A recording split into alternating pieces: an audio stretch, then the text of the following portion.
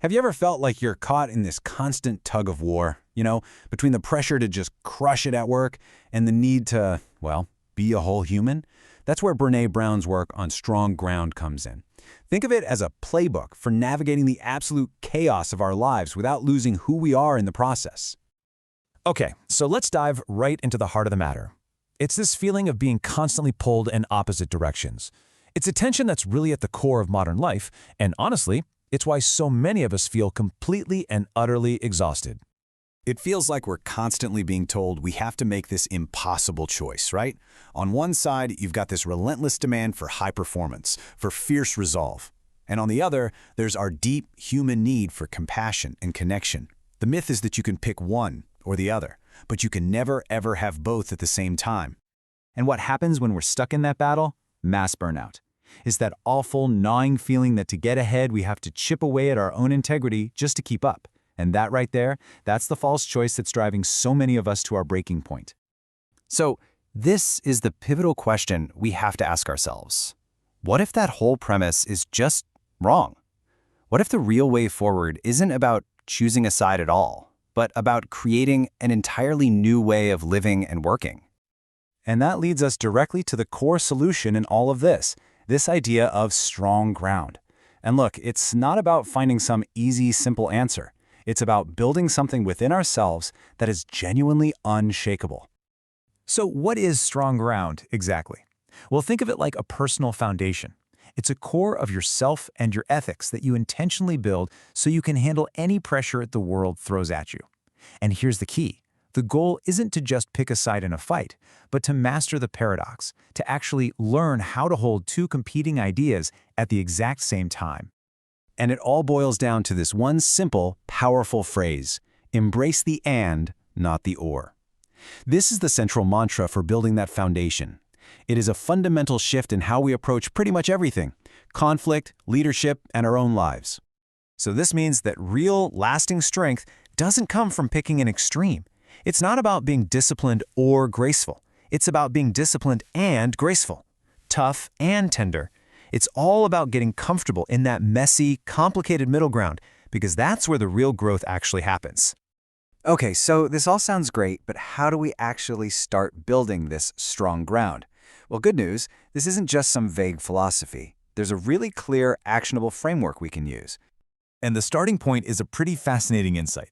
The idea is that our inability to focus isn't just a productivity problem. It's that our scattered attention is actually directly linked to the decay we see in our relationships and even in our own ethical compass. You can't fix one without addressing the other. So, the path forward breaks down into three huge pillars. First, you build brave connection through real honesty. Second, you protect that connection with the fierce discipline of setting boundaries. And third, when you mess up, because we all do, you repair the damage through radical accountability. All right, let's get even more practical. We're going to break this down into 4 essential lessons. Think of this as your playbook, stuff you can start putting into practice immediately. The first lesson completely flips how we think about our attention.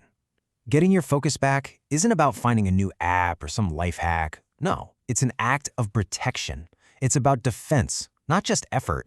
So the bottom line is, real focus requires boundaries.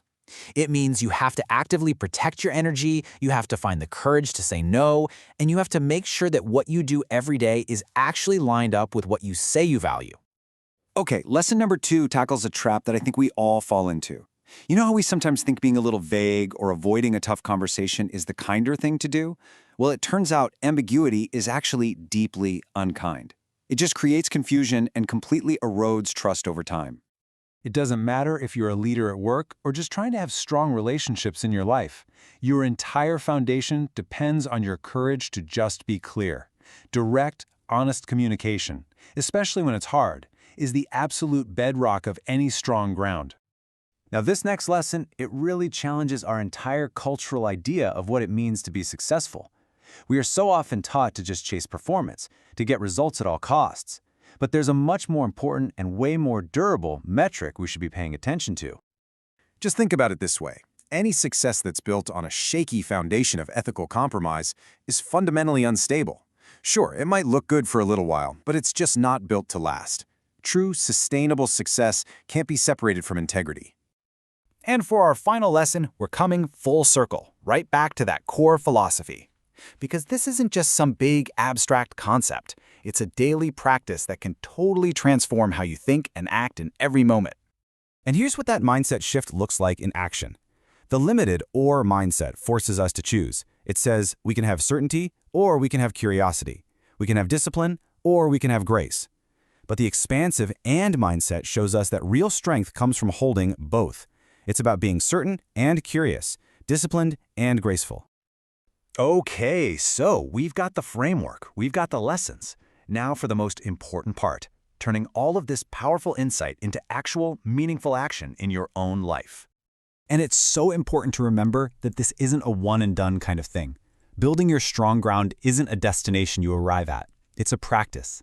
It's the consistent, sometimes really messy, but always brave application of these behaviors, day after day.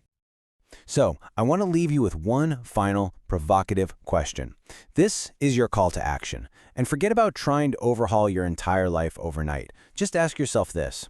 What is the single, smallest boundary you can set today to start fighting back against burnout and reclaiming your focus?